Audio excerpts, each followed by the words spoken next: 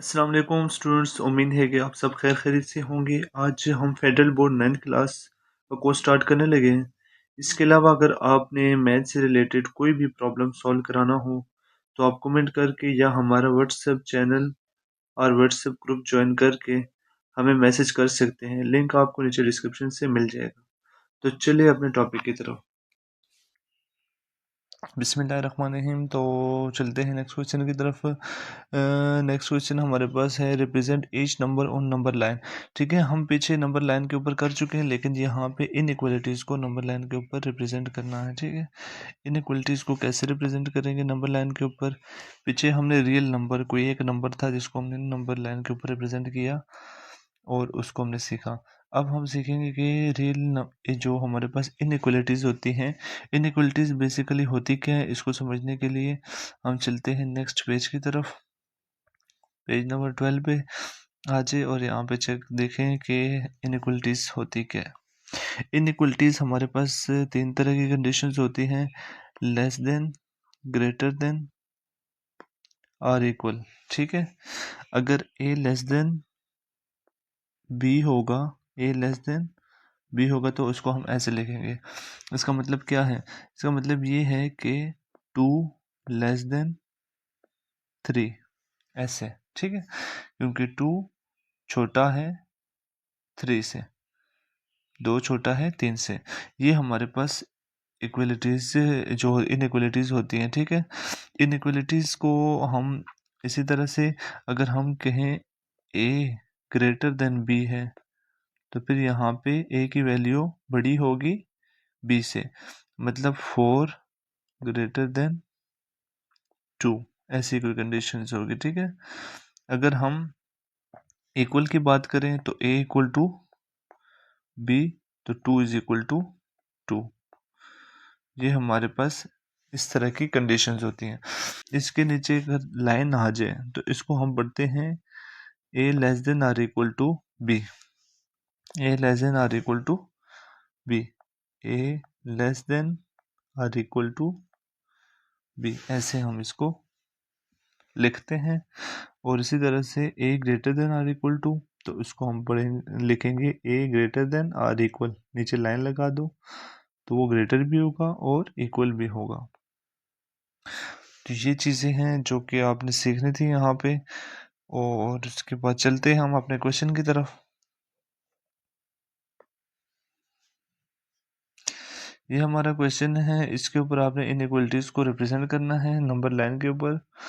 तो सबसे पहले आपको पता है कि हमने क्या करना है कि एक लाइन लगानी जिसके दोनों तरफ आपने एरो लगा देना है। ठीक है, ये एक लाइन है जिसके सेंटर में 0, राइट साइड पे 5 तक और लेफ्ट साइड तक -5 तक, लेकिन ये आगे चलते जाएंगे। ठीक है, एरो लगाने का मकसद ये है कि एक नंबर लाइन है, इसकी हमें लिमिट नहीं पता, लिमिट हमें पता चलेगी क्वेश्चन को देख के। ठीक है, अब हमें क्वेश्चन क्या कह रहा है कि x लेस देन 0, हमें क्या बता रहा है कि x की वैल्यू लेस देन 0 है। तो 0 हमारे पास कहाँ पे आ रहा है? यहाँ पे। ठीक है, ये आपने 0 को सर्कल कर देना है। लेस देन किसकी तरफ आ रहा है? लेस देन सारी वैल्यू आती है लेफ्ट साइड की तरफ, हमें पता है जो लेस देन होती है वो लेफ्ट साइड की तरफ होती है। तो ये हमारे पास इसको रिप्रेजेंट करने का ये तरीका है कि आपने इसको सर्कल कर देना है और लेफ्ट साइड की तरफ एक एरो लगा देनी है, क्योंकि ये सारी वैल्यू जो छोटी हैं, जो लेस देन है 0 से, वो सारी इसके अंदर आ जाएंगे। नेक्स्ट क्वेश्चन हमारे पास है -3 less than x less than 3। अगर ऐसी कंडीशन आ जाएगी तो ये हमें बता देती है कि इसकी कंडीशन जो है -3 से 3 तक है। इसकी वैल्यू क्या है? -3 से 3। आपने नंबर लाइन लगाई। ठीक है, अब यहाँ पे 3 कहाँ पर है? ये 3 का सर्कल किया और -3 को सर्कल किया, इनको आपस में मिला दिए एक लाइन से। ठीक है, तो ये हमारे पास इसको रिप्रेजेंट करने का तरीका है। -3 से 3 तक इसकी वैल्यू है x की। अभी क्वेश्चन नंबर 3 के ऊपर आ जाओ। क्वेश्चन नंबर 3 है x greater than or equal to -8।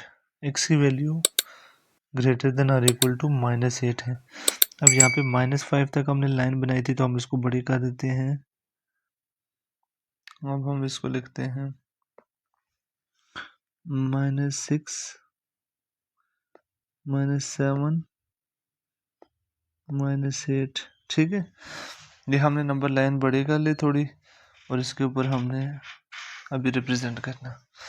तो ये हमारे पास जो लाइन आएगी x की वैल्यू ग्रेटर देन और इक्वल टू, अब ग्रेटर राइट साइड की तरफ होता है तो आपने इस तरह राइट साइड की तरफ एक एरो लगा देना है जिसके अंदर ये सारी वैल्यूज आ जाएंगी। ठीक है, और इसको चूंकि इक्वल भी है तो आप जहाँ पे इक्वल का साइन आएगा उसको आपने फिल करना है, सर्कल को भी फिल करना है क्योंकि 8 भी -8 भी इसके अंदर इंक्लूड है तो इसको सर्कल कर देना है आपने। ठीक है,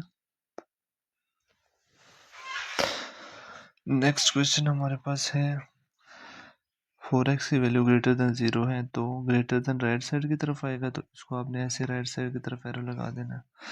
नेक्स्ट क्वेश्चन हमारे पास x की वैल्यू लेस देन -3 तो -3 से लेस देन आपने सर्कल करके लेफ्ट साइड की तरफ आपने एरो लगा देना क्योंकि इसी तरह से -4 और 4 के दरमियान वैल्यू आ रही है तो -4 और 4 को आपने सर्कल कर देना है। चूंकि x की वैल्यू ग्रेटर देन -4 है तो -4 और 4 के दरमियान आ जाएगी वैल्यू। चूंकि x की वैल्यू लेस देन और इक्वल टू 8 है तो इसके अंदर ये वाला सर्कल हो जाएगा। तो उम्मीद है आपको समझ आ गई होगी इस टॉपिक की। फिर मिलते हैं नेक्स्ट वीडियो में।